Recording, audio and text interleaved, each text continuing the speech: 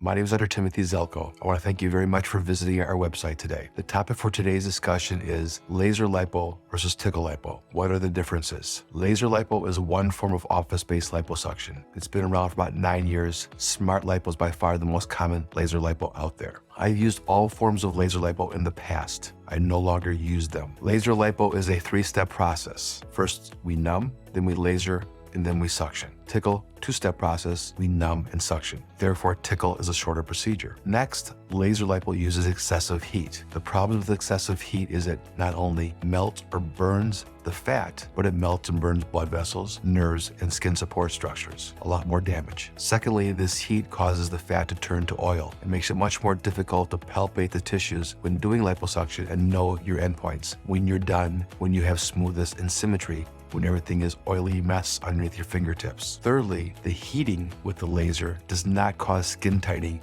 like some doctors will promote. I know this, I've used it, I can compare it. It does not enhance skin tightening. And then lastly, and something that they'll never tell you about laser lipo, the third step, the suctioning process, uses sharp instruments. So in essence, you're receiving a double whammy with a laser process. You're getting the heat damage, the burning damage from the laser, as well as the suctioning sharp damage from the sharp cannulas. TickleLipo comparison uses blunt instruments and cool running instruments. The tissues are irritated as opposed to being damaged. TickleLipo is a much more safe, thorough, and gentle process as compared to laser. I hope this helps you make a more informed decision regarding your liposuction process.